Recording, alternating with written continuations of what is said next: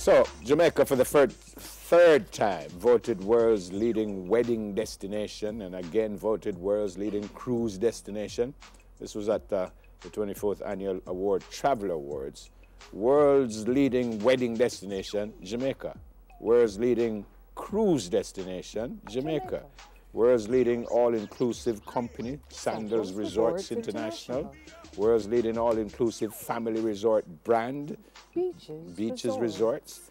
World's leading Caribbean attraction company, which is the Island Roots Caribbean Adventures, Jamaica. World's leading luxury hotel villa, Ian Fleming Villa at Golden Eye, Jamaica. That was a bit of a surprise to me. I've never been there. You know, I've said that before, and I actually got an invitation to come there, and I haven't gone just yet. Round Hill?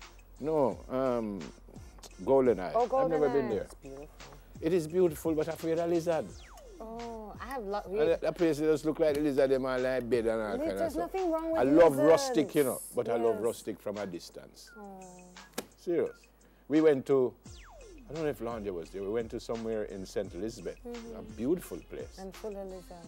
Well, me asleep, I'm gonna hear boom What, the lizard dropped on you? from the roof. Oh, well, you know, so must in my car, me spend the rest of the night. In my car, me spend the rest of the night. So I love rustic, but what I mean, no. So Round Hill was the world's leading villa resort, Round Hill Hotel and Villas. I've never been there either, but I hear it's fantastic. Is that the one in Portland? I don't know. Hanover. Hanover? Okay, no, I haven't. I did tell you about Aubrey, who was giving me a hint. We had a question and the answer was Hanover.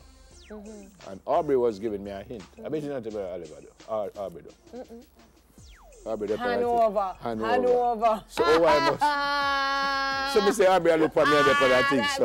So me say, where Aubrey tell me? Aubrey say Hanover. Hanover. That's good. I like it is the worst clue everybody. That is a very good clue. No, it's the worst clue. But you know what came to mind when you did that? Rondell Positive. Cover me, cover me, cover me. Yeah, what's the next one? Extradition wave, it says. Yeah, more U.S. requests for lottery scammers flooding.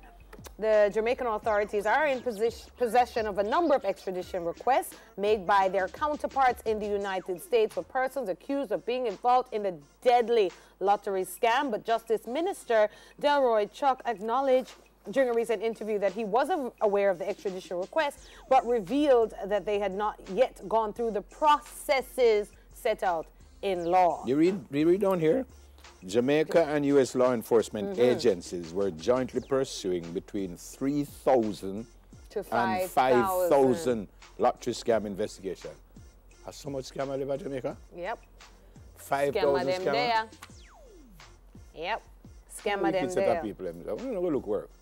No, but you know what? I'm not going to say that. You see, although when that you don't work fix, for them still, but scamming works for them. What we have to understand, though, if we don't set up a framework, right, for people to earn, and we don't set up the right system that makes it easy to do business and to have an education that doesn't cost $3 million plus a year that some people just cannot afford because maybe they can't get a scholarship, then you're going to have situations like that. That is what happens because of how we are cultured from history to now. We are in discipline, and a man say a way out, a man a go that way there. And it done gone through the gate, so to bring it back, we have to make things easier. And I'm gonna say, we have to make it easier for people to get startup capital to build businesses. We have to make education a little easier at the skills level and tertiary level. Otherwise, the scammer them are gonna steer ya so. You know, even if you lock them up, the next lot come up and find it easy. Them try to scam me, you know? You? Yeah, man. Somebody sent me something to tell me that, and I actually did. That you want something? Yeah, but I actually was a part of the thing. So I say, wait, I win for true? All right. Oh my gosh. I saw me read something. Then I see them say I must send, like it I say I must send 150 US. From me see that, I say, well, you know, me no win nothing at all. Me know me no win. For you have to send that money. Send money when we can win something. But people are very gullible, yeah, though.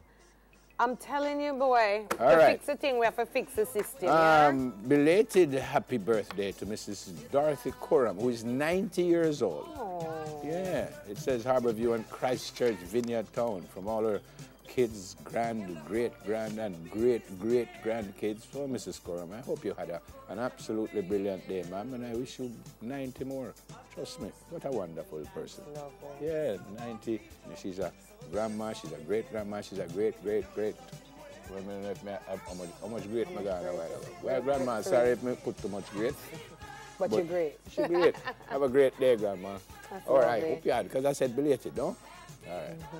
And happy birthday to all the children born today. Do you know you're wonderful, you're blessed, you're worth something. Believe in you and tell yourself that you are important. If nobody else tells you you are worth something, guess what? You die longer than you live, so enjoy your life, okay? Happy birthday. Happy birthday, folks. Have a great day today.